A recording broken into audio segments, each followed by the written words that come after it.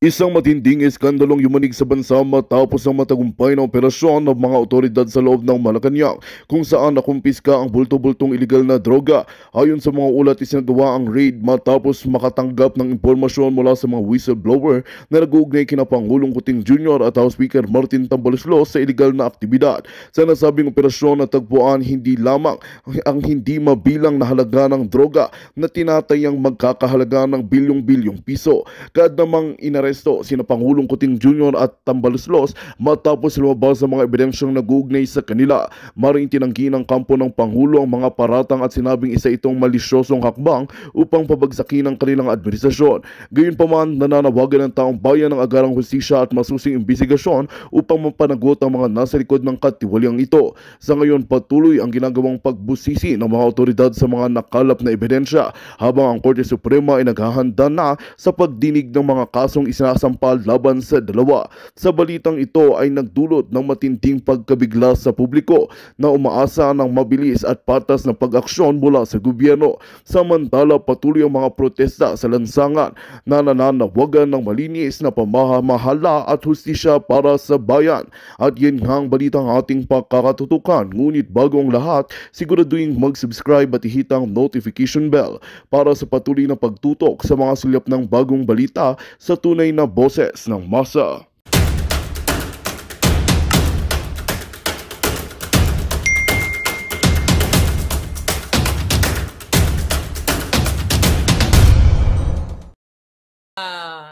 Tignan natin dito. Okay? May mga bansa na ginawa yan in the past. But anyway, sa atin sa Pilipinas, gusto nyo ba yon? Illegal yan. Kung hindi, pag ginamitan ng dahas o ginurgur ng literal yung mga hudas, yan ay illegal. Pero kung yan ay maging matagumpay, o sabi ko nga, maging successful, na walang ginurgur, diba? Pwede naman mag-military takeover, pero wala kang gugurgurin. Ipakita mo lang ang power mo. May mga ganun, ipapakita lang nila yung kanilang power na tama na, sobra na sa mga bangag na ito. Diba? So ngayon, illegal lang yan. Ay, mamananagot yung mga military. Kaya iba natatakot din yung mga yan. Huwag kayo talawan. Yung iba, ayaw pa magsimula niyan. Although, ang dami kong nakausap na mga men and women in uniform, hindi ito direct kong friends of my friends, na kapag kami ay nagkakape, tatawagan ng friend ko yung kanyang kaibigang pulis, kaibigang military, tapos pinapakilala sa akin, ganyan-ganyan. Oh, Miss Marlica, we're watching you. Nako, thank you. Nag-aantay lang po kami ng pagkakataon, ganyan-ganyan. Siyempre, maiintindihan ko naman kayo na natatakot kayong mawalan ng benepisyo kasi talagang vindictive nga itong mga bangag na ito. Pero kung kayo ay manindigan para sa kaban ng bayan, hindi naman tayo nananawagan dito na manggurgur kayo ng tao. Diba? Gurgurin nyo lang yung administrasyong bangag dahil kayo ay kumakampi sa mga Pilipino. Dahil kayo ay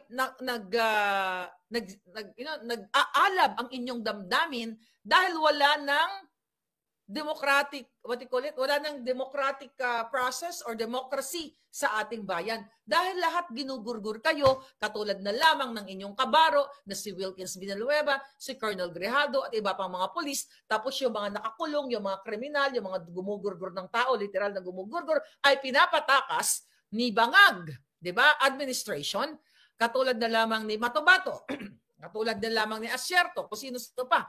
Di ba? Pinapatakas nila at ginagawa ng mga kapike-pike ang passport ng iba ang pangalan. Hindi po makakatakas si Matobato at iba pang mga jejemonyo gamit ang peking passport kung hindi nakipagsabuatan sa immigration. Yan yung sinasabi ko sa mga illegal sa immigration. Hindi yan makakatakas kung walang basbas. So, ang ibig kong sabihin, wala na kasing batas sa Pilipinas. Kaya pwede maging option talaga ng mga brusko na magkaroon ng military takeover, military junta, then siguro kapag naging successful sila without dugo-dugo, you know what I mean, di ba? Walang nagbuwis ng buhay dahil na ipakita nila yung kanilang power na dinidepensahan nila yung flag, yung taong bayan. Kaya sila ay luminya na kayo lahat dyan sa labas at sasabihin nila na kunyari, tama na, hindi na maganda ang pamumuno ng isang adik na presidente. At ang advice ko lang, mga kababayan, sa mga military, mga brusko, once na ginawa nyo yan, at I know papunta kayo dyan, okay? Once na ginawa nyo magkaroon ng military takeover, huwag ninyong gayahin ang mga bangag. Huwag nyo kaming isuppress sa pananalita namin, sa aming First Amendment, I know, US pala yun, sa aming freedom of speech. Gawin nyo yung tama para maging successful kayo. Di ba? Huwag nyong gurgurin ang malayang pagpapahayag, malayang pananalita, malayang pagkukomento, at pagkikriticize sa gobyerno ni Bangag. Kaya nga tayo, lalabas kayo, di ba? Kung lalabas kayo at ipakita niyo yung mga alindog ninyo, huwag ninyong gayahin ang mga bangag. The reason why, kaya kayo nag-come out, di ba? Dahil ayaw nyo yung ginagawa ni Marcos Jr. na pagdanakaw, paggugurgur ng mga PSD, pag-smuggle, pangingidnap, pagtataas ng mga bilihin, kawawa naman kayong lahat dyan. Huwag nyong gagayahin ito, mga hitad.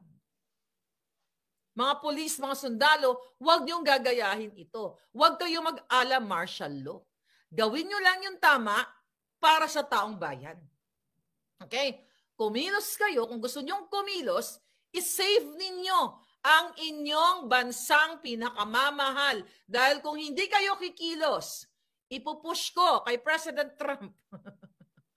Talagang magmamanitlod ako, Lolo Trump, sakupin niyo na ang bansang Pilipinas.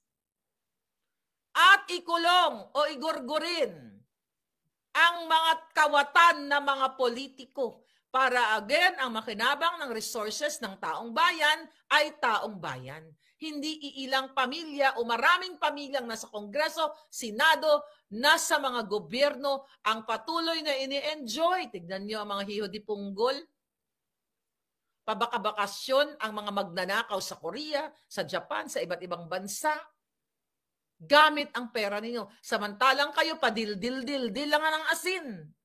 Panudol-noodles lang. Diba? Noodles-noodles lang kamo. Pakamukamote lang kayo dyan, although healthy yan. Pasaging-saging lang kayo, saw-saw-saw-saw sa ginamos. Samantalang sila, kumakain ng Kobe, ng steak na pinakamamahal na mga mamahaling steak na, bago kainin, minamasahi pa yung mga baka. Diba?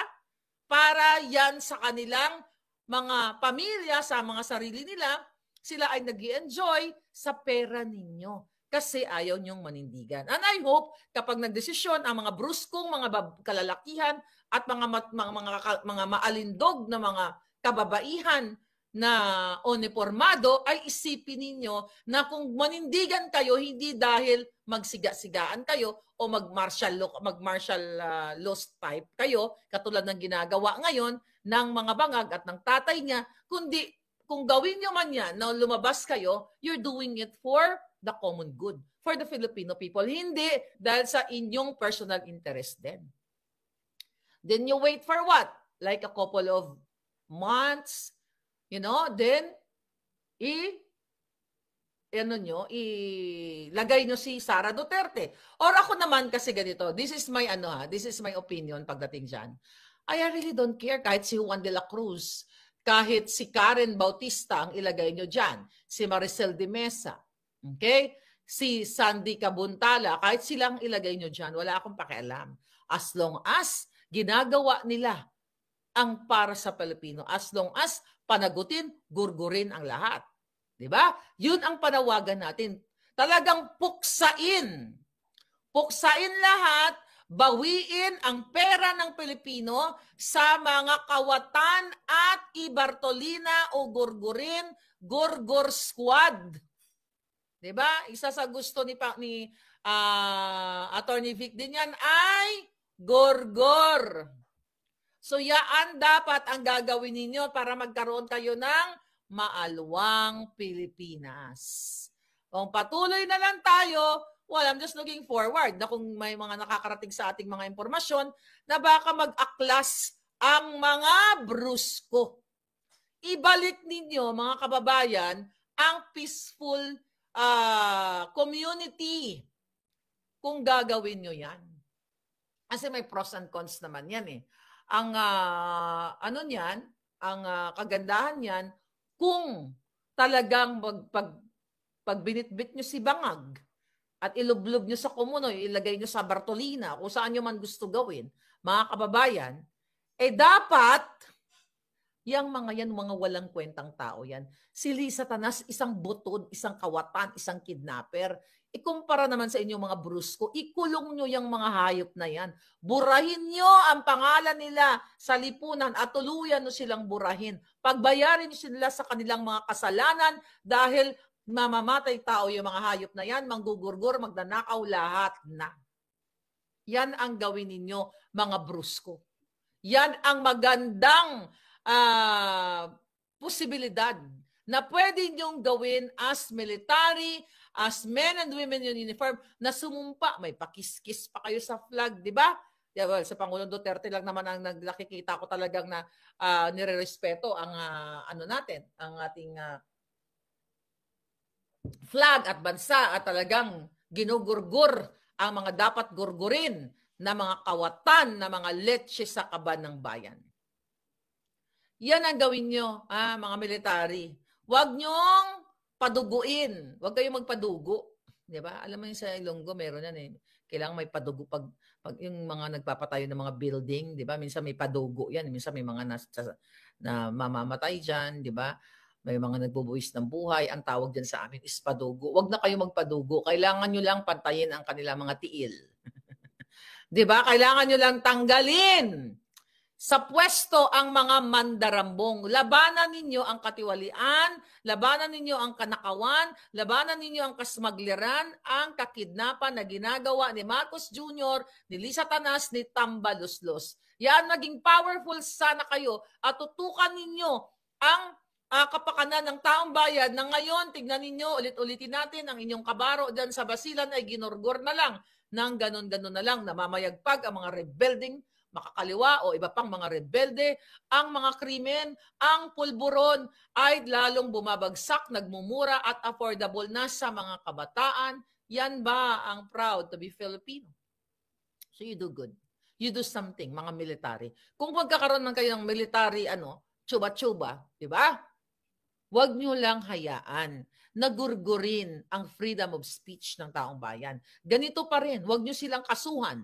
Huwag nyo silang ipatawag sa Congress. Well, kung abolition na yung Congress, edi wala nang Kongreso. But again, huwag kayong tumulad kay barbers. Yang barberong yan, barberong ulol.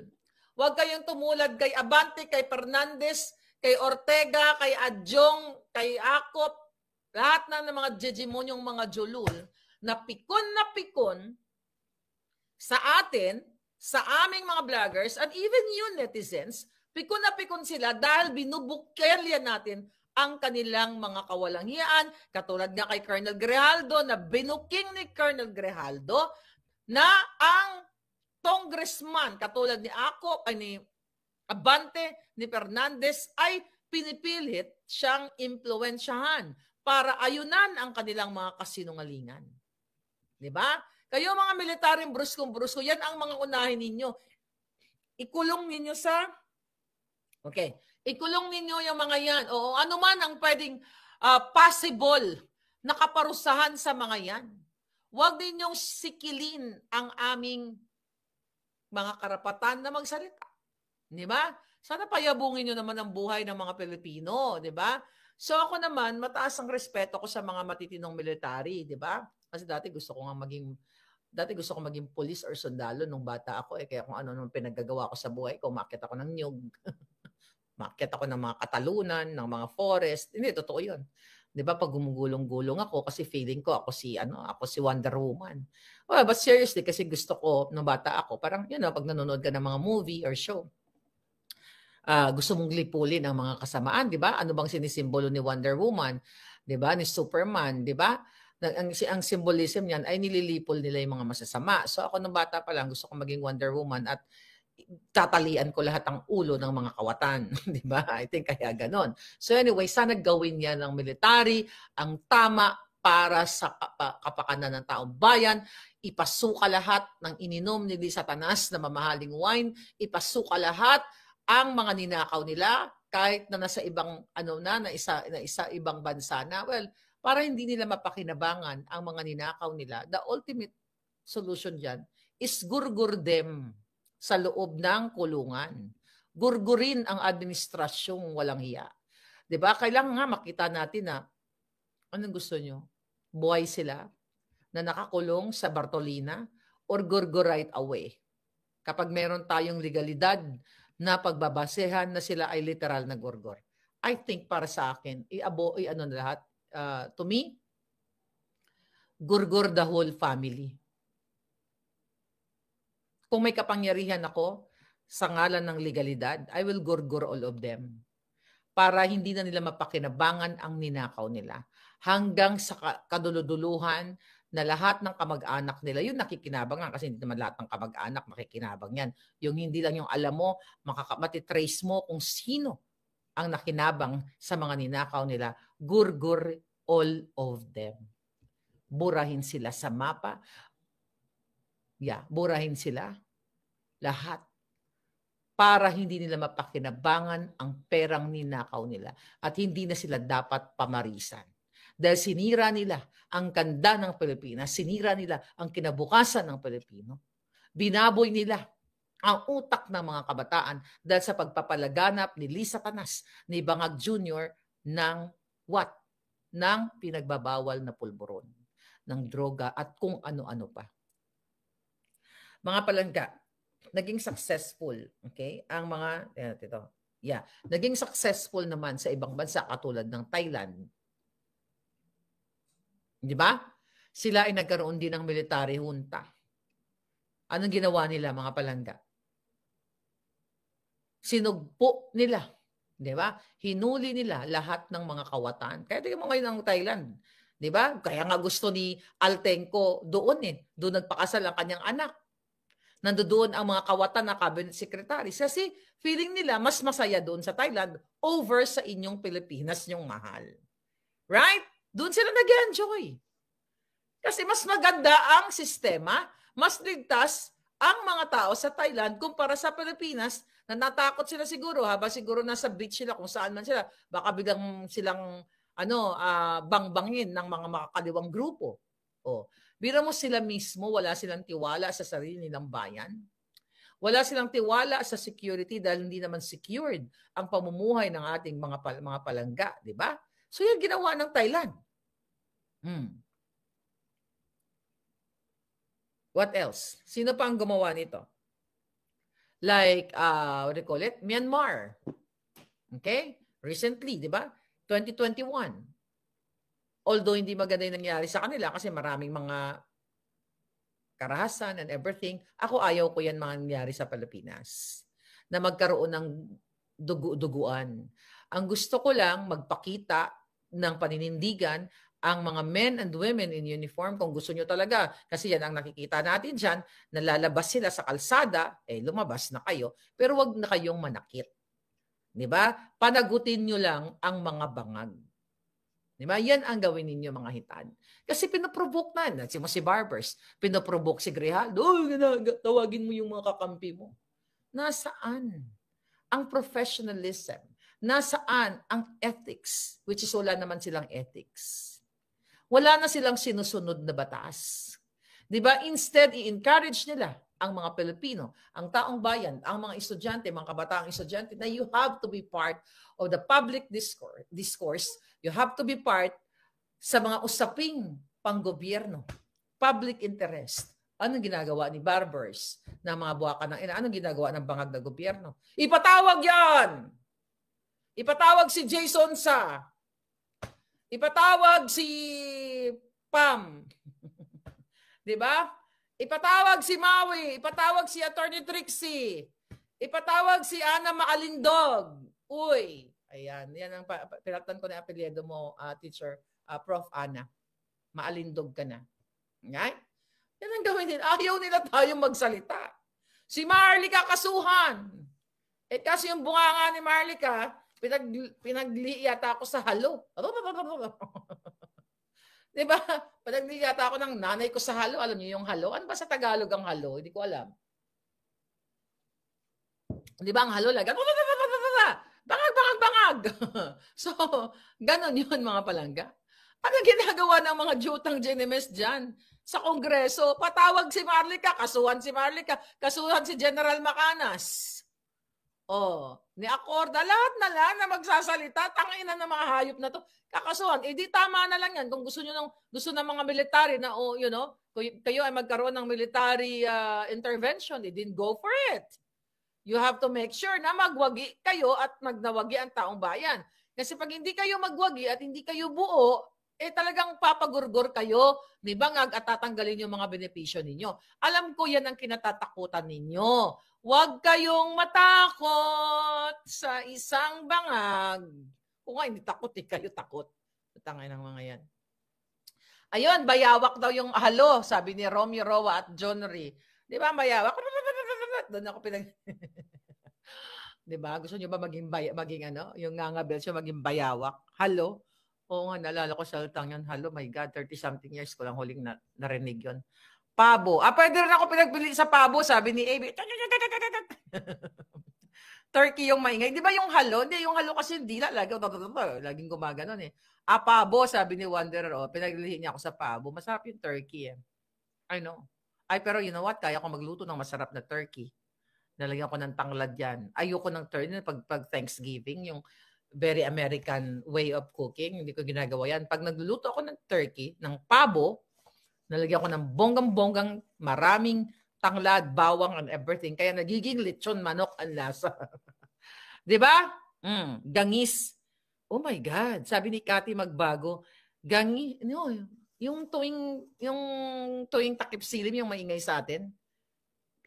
Gagangis. Yeah, gagangis. Si Tatay Duterte, wala pa namang ginawa. Wala namang ginawa na ganyan. Halos isumpa pa si Tatay, sabi ni Joanne Pantoa.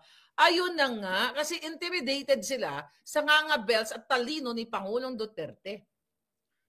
Intimidated yung mga hayop. Well, not intimidated is the right word, actually. Inggit. Diba? Inggit ang mga hayop na yan sa utak ni Pangulong Duterte. Crickets, sabi ni Victoria Custodio. Yes. Junugin sila ng Juhay. Hindi ko alam sa military kung gusto nilang gawin yan malaki. Good luck. Marlican Angel, Ilongga ka nga agad. Oo naman, lahat ng mga nabadwan ko nung bata ako. Nung bata ako, Balapalangga. Kung hindi na ako nagkakadto ng mga talon. Mga nyug, inaakyat ko yan. Tapos, kunyari, may buko yan. Tapos nakita ko si Bangag, laglagan ko ng buko. Tapos, diba? Hanapan niyo ako ng buko na nakatayo doon si Bangag sa baba. Akyatin ko. So, lalagyan ko ng maraming buko para masarapan siya. Diba? Gawin siyang salad. Okay? Buko salad. Mga walang kaluluwa yung mga jayop na yan, sabi ni Marlene Mandresa. Kailan kaya magiging 52 state or 52nd state ng state of USA ang Pilipinas? Excited na ako maging president si Trump, sabi ni Lodi Pet Malo. Organic chicken, madam, sabi ni Ferd. Ay, Ferdinand, kumusta yung mga manok mo? Ayan. Oy, gising na gising si Judith Bilyesa Sanso. Ay, palang gaasang ka dito ka? Dahil ka nang gising. Parang ako ikaw, hindi ka tutulog. Okay. Maayong buo. Sabi ni Clyde Fernandez, bongbong salad. Di ba? Garen Mihares, maayong buntag, Madam Marlica and Marlicans. Ngayon lang ako nakabalik kasi parang black din ako. Di ako maka-join sa live chat. Tapon lahat ng angka nila sa Pluto para hindi na makabalik. Naku, gagastos pa tayo doon palangga ng... Magandang balita ang hatid namin sa inyo ngayong araw. Sa pagtatapos ng aming balitaan, nagbigay kami ng mga mahalagang impormasyon. Maraming salamat sa pagtutok at pagsuporta sa aming programa. Huwag kalimutang manatili sa mga susunod na araw para sa mga bagong balita at mga kwento na dapat nating abangan. Mula sa Boses ng Masa, magandang araw, Pilipinas!